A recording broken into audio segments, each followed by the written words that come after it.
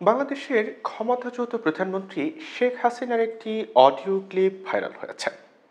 সেখানে গত 5 আগস্ট ছাত্র জনতার অভ্যুত্থানের পক্ষে তিনি ও তার বোনের দেশ ছাড়ার অভিজ্ঞতার কথা জানিয়েছেন। আওয়ামী লীগের অফিসিয়াল ফেসবুক পেজেও এই অডিও ক্লিপটি পোস্ট করা হয়েছে বলে জানিয়েছে ভারতীয় গণমাধ্যম এনডিটিভি। তবে এনডিটিভি ভাইরাল হওয়া শেখ হাসিনার অডিও ক্লিপটির সত্যতা যাচাই করতে পারেনি।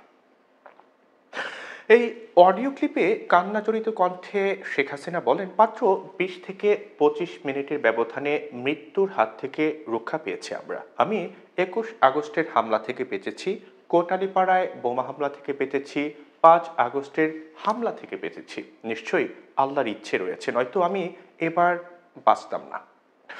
শেখ হাসিনা আরও বলেন, তারা যেভাবে প্ল্যান করেছিল আমাকে হত্যা করার, সেটা পরবর্তীতে আপনারা দেখেছেন। তবু এটা আল্লাহর একটা রহমত। আল্লাহ আমাকে দিয়ে আরও কিছু কাজ করাতে চান বলেই হয়তো আমি এখনো বেঁচে আছি।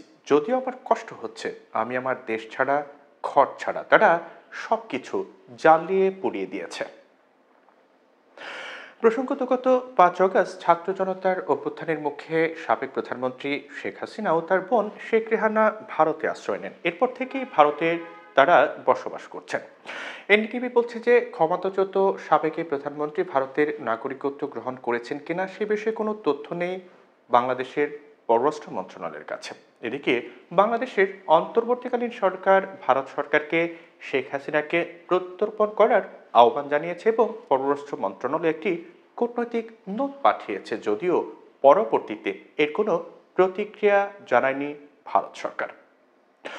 বাংলাদেশের আন্তর্জাতিক অপরাধ ট্রাইব্যুনাল শেখ হাসিনার 15 বছরের শাসনামলে জোরপূর্বক গুমের অভিযোগে তার বিরুদ্ধে 2টি গ্রেপ্তারি পরোয়ানা জারি করেছে। এই মাসের শুরুর দিকে বাংলাদেশ গত বছরের ছাত্র বিক্ষোভের সঙ্গে সম্পর্কিত হত্যাকাণ্ড এবং জোরপূর্বক গুমের অভিযোগে হাসিনার পাসপোর্ট বাতিল করেছে, সাথে 96 জন অন্যান্য ব্যক্তির পাসপোর্টও বাতিল করা হয়েছে। ট্রাইব্যুনাল 12 ফেব্রুয়ারির মধ্যে হাসিনা সহ সমস্ত অভিযুক্ত পক্ষের গ্রেপ্তার এবং উপস্থাপনের জন্য একটি সময়সীমা নির্ধারণ করেছে।